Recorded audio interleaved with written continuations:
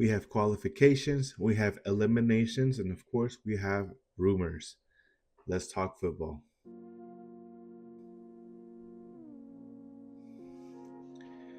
All right, guys. So I apologize for being a little bit behind on videos. I just had some family stuff that was happening, and I got caught up.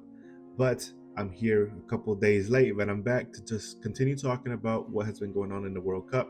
But of course, before we continue with the World Cup, I'm going to talk about the couple of rumors and stuff that are going on. Perfect. So I think that I'm sure everybody already knows, have seen it.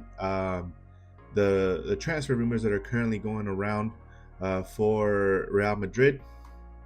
They've already officially secured a couple of players. So the other day they officially secured Cucurella. They have also officially secured Bernardo Silva, and now they have officially signed Konate on a free, and his contract will go all the way to 2030. But they don't stop there, guys, because they are currently linked with Enzo Fernandez. It is said that Mourinho has made him his key signing this year, and they already have a verbal agreement. Apparently, it said that they have a verbal agreement that will go all the way until 2032. Okay. Now, that a verbal agreement doesn't mean anything just yet, because Real Madrid still need to negotiate with the team.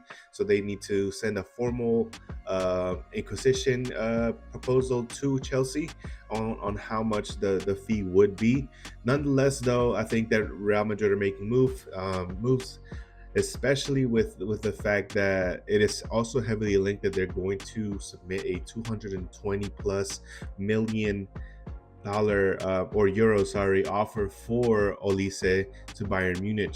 And if Olise decides that he does want to go to Real Madrid, I'm sure that he's going to be also a player that's going to push for that. So, keep an eye out on that. I don't necessarily think it's going to happen, just because I feel like they're spending a lot of money, especially if they do bring in Enzo Fernandez. I'm sure that that's a player that would be at least a 70 to 80 million dollar offer right there. They've already spent 55 on Cucurella, 20, I think, with some Dumfries that they're going to be paying. Fiorentino Perez hasn't quite been the player that drops that much money recently. I think that the last big signing, the last really big signing, I think, was James Rodriguez. I think that was the case, because Mbappe came in the free. No, I'm sorry. The biggest signing I think recently was Tchouameni. I think he was 80 million, right? But still, like, if he does make a big purchase, he makes usually like one big purchase per season. And I think that this summer break for the La Liga has already been exceptional for him and for what he thinks that the club direction should go to. Moving on, guys. Barcelona are set to submit a second offer for Julian Alvarez. It is heavily rumored that the offer that Real Madrid submitted was really just to raise the asking price for Alvarez whenever they submitted the $120 million one. So I'm not sure if Barcelona are going to try to match that or go above that. Nonetheless, though, it is known heavily that if there's a team that Alvarez wants to go to, is Barcelona. So if he really wants his way out, and he might push for that. The only thing about that, guys, that I truly don't understand is the fact that where is Barcelona getting the money from? Everybody knows that they do have financial issues, and that to me is a little sketchy. I don't know. Truthfully, I don't know. For all I know, they have all the money reserves that they already need. They're making another deal with Spotify. Who knows? I don't know. But I think that if they do acquire Julian Alvarez, it would be a great asset for them, especially because Robert Lewandowski is set to leave.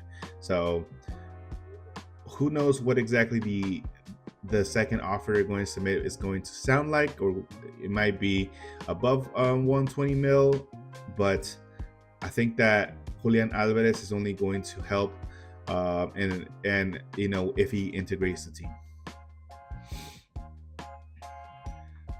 Gray, the player from Ivory Coast, is going to miss the second game that is on Tuesday. The reason why that is because Canada has denied his visa. So it turns out that he has some gambling debts or something like that going on in Canada. And for that reason, Canada has denied his entry to the country. So he will be missing the next game against Germany on Tuesday. Um, Following up on a previous game, guys, as you guys know, the first game that Japan played against Netherlands, Kubo left the game injured. He appeared to have a knee injury, so definitely confirmed now, and he is going to miss the game on Tuesday, Japan versus Tunisia. Um, yeah, I think that it doesn't appear to be such a very serious. They might just be trying to recover him. Nonetheless, though, I do see Japan making it past the group stage and going to the round of 32s. So maybe it's beneficial for them to just sit Kubo out for these next two games and get him back ready and fit for the next phase of the tournament. So, as you guys know, I missed a couple of games, but I think we're just going to go ahead and catch up with the games that occurred, which the first one was Switzerland versus Bosnia. That was a good game. Switzerland, they with a 4-0 victory, what they did basically there is that they secured a top two spot in their group, which they would have been first if it wasn't for Canada absolutely destroying Qatar 6-0. Jonathan David scored 3 goals in that game, which with that he is tied in first place with Lionel Messi for the top scorer of the tournament. Okay, then another news exactly with that game, Canada versus Qatar, was the horrible injury that Ismail suffered. Ismail Kone, he left the game, and just the picture was horrible. It's very unfortunate for him and for Canada, and even the Qatar player. You know, like you could see just by his face that he felt absolutely guilty to having been the reason that happened. You know, I can only imagine the feeling to know that well, you know, potentially there's always a percentage that this player's career is never going to be the same, but you basically took him out of the World Cup. Yeah, it's very unfortunate. So my thoughts and prayers go out to both of them, and I hope for a speedy recovery as well. Mexico then secured a pass. They're the official first team to make it past the group stage, and they are in the round of 32s. So Mexico go through with 6 points. Well, officially right now, because of course we do have another match left in the group stage. But right now they officially went through with a 1-0 victory against South Korea. The game, I think, to me left a lot wanted, but that 1-0 victory was enough for them to figure it out. I really wish that Korea would have brought more. I think that it would have been a really good game. But once that mistake by the goalie happened, oh man, I think that it just deflated a lot of things for South Korea and Mexico. You know, especially being home, being the home team. This was very important for them. And I'm pretty sure, that being said, that with this win, they also secure a home game in the next round. So I think that that's a positive for them. That's something that they were trying to make happen. So yeah, definitely. Shouts out to my Mexican people, my Mexican national team. You're being a great host, and making the next round just shows that you're owning up to it, guys. So shouts out to them. I hope that they make it further into the tournament, guys. Okay. So now we're gonna talk about what happened last night, or yesterday as general. United States versus Australia. I thought that Australia were gonna do more, but once that first goal they went in, there was an accidental goal. It was an own goal. I think that it really deflated the team. Nonetheless, though, United States are also a fast team, a lot of endurance, so they didn't hold back at all. And mind you, first, no Pulisic. He had a leg injury or a muscle injury. I think that it's smart for Pochettino to just keep him fresh and not let him play, because it allows him to recover well, especially knowing that United States are going through to the next round. He's going to be definitely more of an important asset later on in the tournament than right now. So I think that he should also sit out the next game if it'd be best for him and for the team. Um, at minute 43, Alex Freeman scored the second goal, which at the beginning it was called off by VAR. I mean, sorry, it was called off by the linesman. He said that he was offsides, but VAR stepped in and gave this young man his first official. I think it's his first official U.S. men's national team goal, and what a way to start it off.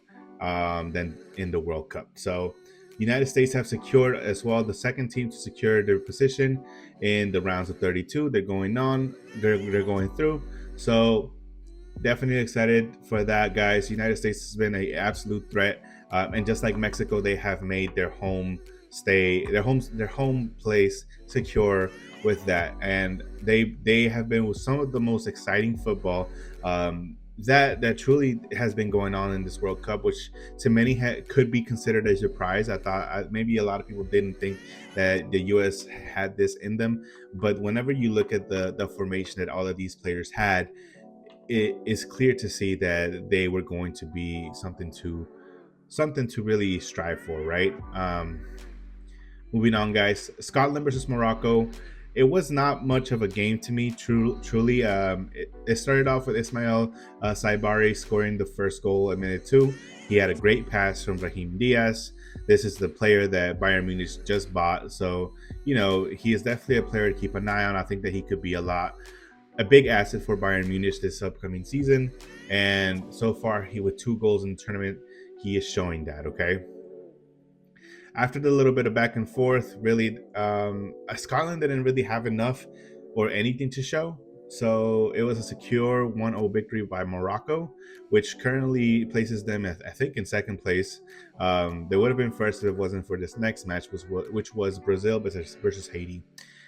So Cunha was put in the starting position as a compared to last game, and I think that he showed up and he showed out, right? So Brazil as a whole are shutting up all the critics after a convincing win today compared to the first game. Cunha scored the first 2 goals at minute 23 and minute 36, and the last goal was scored by Vini Jr. in the 48th minute before halftime. One of the key things to take a note of here, guys, is that Rafinha did leave the game early with an injury.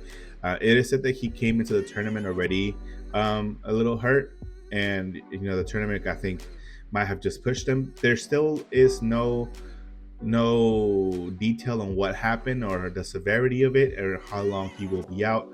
For all I know, maybe he just felt something and decided that he was going to take a break, sit it out, and not put himself in an injury. So nothing is official yet. There's no official statement from the Brazil national team, from any news outlets just yet. But of course, once that does come out, we will keep you guys informed. And lastly, guys, we have the match that is given a lot to talk about, which was the last match of the day, which was Paraguay versus Turkey. So before I get too into this, I want to say that I expected a lot more from Turkey in this tournament. I think that I had ranked them in third place or second place. No, yeah, I had ranked them in second place, and I had Paraguay third. But right now, it's a shocker that they're basically eliminated. Um, Turkey has a lot of great individual players. We have a lot of great players like Arda Güler, but clearly the collectivity of the team leaves much to be desired. I think that we could really say that they are the biggest disappointment in this tournament so far. Especially, I just felt like they had so much more to prove, and they just didn't do it. Galarza scored the first goal, which I think is the fastest goal in the tournament so far. It happened in the first minute, and that led Paraguay to being 1-0. Which, going past that, guys, today we also have to talk about the first official account of the Vinicius rule, right? So for those who don't know, this past season, in the Champions League. There was a game between Benfica and Real Madrid where, although nothing has been proven, it is said that a player from Benfica covered his mouth and made a racist remark towards Vinicius Jr. So after that and a lot of investigation, it was determined that there was going to be a new rule, which basically stated that if there is ever a player that is talking and covers his mouth, he is set to have an immediate red card. And today, Miguel Almiron, right before the half, went up to a player from Turkey and said something while covering his mouth, which Mulder, as soon as he saw it, he went straight to the ref and told him. And it really was such a case that the ref had to go to VAR and step in. And after that, he just went straight to Almiron and gave him the red card. So I think that with these new rules, it's something that is scary for a lot of players, but it is the new rule. So I think everybody kind of knew about it. It was unfortunate because Almiron I think he just forgot. I mean, I don't think that, even if he told him anything, I don't think it was anything serious either. So I think that that's unfortunate, but nonetheless, it did not affect the final score. I do feel for Paraguay now because Almiron will not be present in the next match. But I think that this is something to keep an eye out for, because this puts a lot of other players aware of the situation, and it allows people to know, hey, this is something that I got to look out for now. Got to make sure I do not do it. Sometimes it can be something natural. It's been happening for years that people, whenever they talk, they cover their mouths. So yeah, definitely a lot to talk about with this Paraguay and Turkey match. That being said, we do kind of have a rough draft of what the first 4 groups are looking like. So I'm going to give you a rundown of it. Okay, so right now, Group A has Mexico in first place with 6 points. Still, of course, as you guys know, there is a match left for each individual team. So yeah, they're ranked in first. Second place, we have the Korean Republic with 3 points. And then third, we have Czechia being in third by the difference in goals scored and received, with South Africa being fourth. Now, this could of course change in the last game. For all we know, South Africa could move on to the third position and then go to the best of 8 or whatever they're naming it. But yeah, definitely we have a last game in that group, or I guess it would be like round 3. I don't know what exactly the terminology is, but we could see a last hope for South Africa to qualify. That being said, that is what the positions are currently. Group B, we have Canada in first place. The only reason they are in first place is because they scored 6 goals compared to Switzerland's 4, which leads Switzerland in second place as well with 4 points.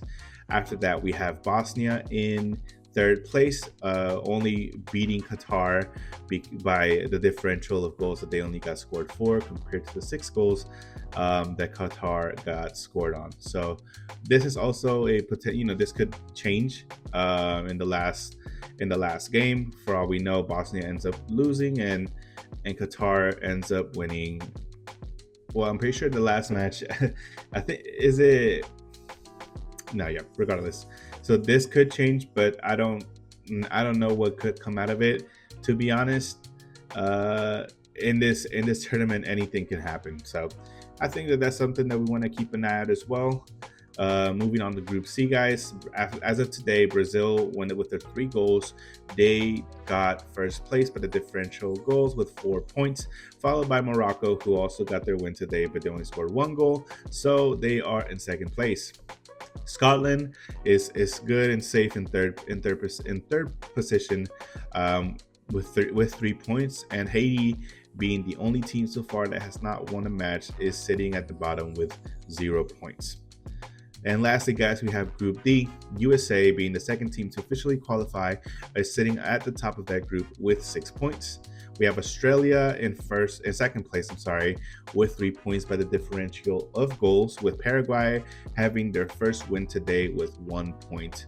And then, of course, at the bottom, we do have Turkey. Turkey's next game will be against USA.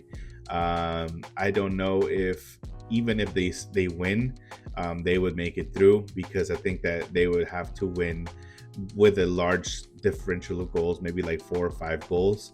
Um, that being said, it also depends on what Paraguay does in their next match as well, which they will be going against Australia. Um, so it really could go either or, but I do feel like Turkey at this point have officially been eliminated. Once again, the disappointment of the tournament so far. But guys, yes, that's everything that we have right now. Let me talk about what we have going on in the tournament today. Let me see. So today is June 20th. So today we're gonna have Tunisia versus Japan, which is gonna be a great game. I love seeing Japan play. We have Netherlands versus Sweden. We have Ecuador versus Curacao, and then Germany versus Ivory Coast. Um, yeah, excited to see what we got going on. Of course, everybody wants to go rep that Curacao team, but Ecuador, I think, that has that game secured. I think that I'm more interested to see what the Ivory Coast versus Germany game is going to be like. And of course, you guys already know how I feel about the Japanese team and what they bring to the table. So it's going to be an interesting game full of football today. So I'm going to step out and I'm going to watch the game, and I'll be back with y'all tomorrow to keep talking about the World Cup. So shouts out to y'all. Peace.